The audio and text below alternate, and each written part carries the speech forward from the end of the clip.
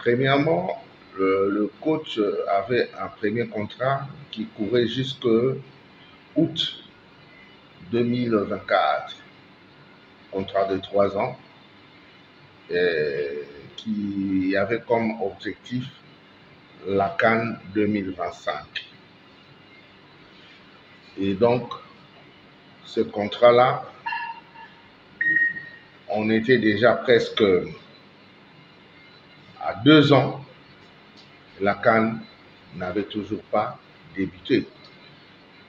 Souvenez-vous, lorsque le coach est arrivé, nous étions derniers de notre groupe aux éliminatoires de la CAN Côte d'Ivoire. Et donc, cette CAN-là ne comptait pas dans son contrat.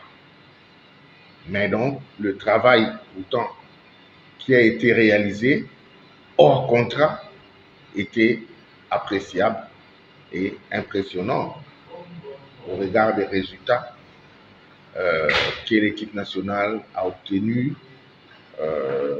en Côte d'Ivoire. Donc, on peut dire que c'est un bonus. Maintenant, pour revenir au contrat de 2025, je sais qu'il y a la réglementation FIFA est claire. En cas de 2 mois d'impayement, d'arriéré, les contrats peuvent être rompus pour juste cause sportive. Or, en début juin, le coach a cumulé 6 mois d'impayés.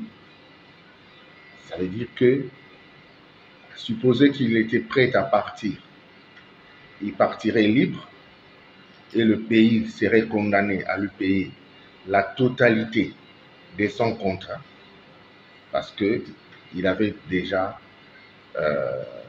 totalisé 2 mois, plus de 2 mois d'impayement et aucune réponse de la tutelle sur les nombreuses mises en demeure qu'il avait adressées. Contracté ailleurs, mais tout en récupérant à la RDC la totalité de son contrat jusqu'en 2025. Mais l'aspect financier n'était pas très important pour le coach qui a une vision qui est partagée avec le chef de l'État. Et donc, il y a un travail qui est fait. Il croit à ce travail-là. Donc, il avait estimé qu'il ne pouvait pas décevoir le chef de l'État. Il avait accepté de reprendre l'aventure jusqu'en 2029. Et donc, ça signifie que le contrat de 2025 a été annulé et remplacé par un nouveau contrat. Et ce contrat qui a été annulé sans indemnisation.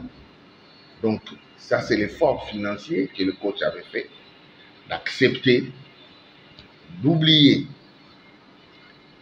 les 6 mois d'arriéré et la valeur résiduelle restant de son contrat pour répartir sur de nouvelles bases. Donc, en acceptant de signer un nouveau contrat, il perdait la valeur résiduelle de son contrat, plus les 6 mois d'impayé. Donc, l'enjeu, contrairement à ce que les gens sont en train de raconter dans les réseaux sociaux, l'enjeu n'était pas financier. L'enjeu, c'était qu'il a une vision. Il veut faire un travail de fond, et un travail de fond, on le fait dans la durée.